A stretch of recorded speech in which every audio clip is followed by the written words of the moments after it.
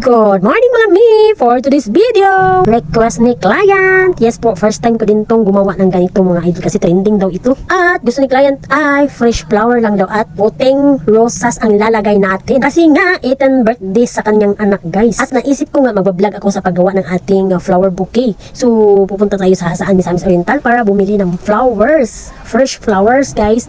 At doon ko gagawin yung arrangement ba. At yun na nga, nakarating na ako dito sa Sulan. Saan? Misamis Oriental. Ito lang nga yung puti nila guys. Bahaw na.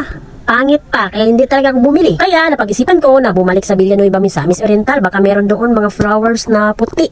Kasi may nagbibenta man doon sa may simbahan ba. At yun na nga, wala din. Kasi nga umaga ako naghanap ng flowers at sabi nila hapon pa daw dumating yung mga bulaklak. Kaya bumalik ako mga 4 PM. At yun na nga, nakabili tayo ng white rose. At dito ko na lang ginawa yung ating bouquet sa flower shop. At dahil nga magdidibo ang anak ni client, gusto niya ay may purple daw. Dapat purple kasi yung wrapping. Pero naubusan tayo ng purple, kaya pwede naman daw pink. Kasi nga din, ang decorate ni client ay mayroong pink at purple, kaya pwede na daw yung pink. At napag-isipan ko dahil puti yung rosas natin, so mayroon akong snow wrapping para sa bulaklak ba. So nilagyan ko yung bawat rose, yan, para maganda. At kitang-kita na may purple ba ganun. Tapos, nilagyan ko ng purple na trigo. Yun ay basta sagbot na sa mukha. Then, gipa-dry, gi-coloran. O, mo na ni ang final look. O, diba? Guwapa kayo. Ganahan kay si client. Gusto mo rin bang magpagawa? Just PM na. Location ko pala, Purok 7 Zunto, Katipunan, Villanueva, Misamis Oriental.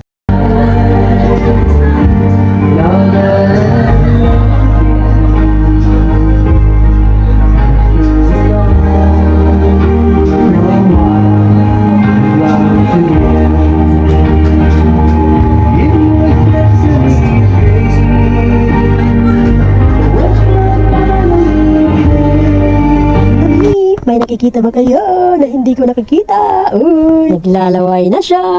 Bitaw mga mi, anong masasabi niyo sa ating flower bouquet? Just comment down para malaman ko din ba kung taga-asa mo. Comment down below. That's it for today's video. Ang inyong manicurista, florista, nautic ng Villanueva, Misamis Oriental.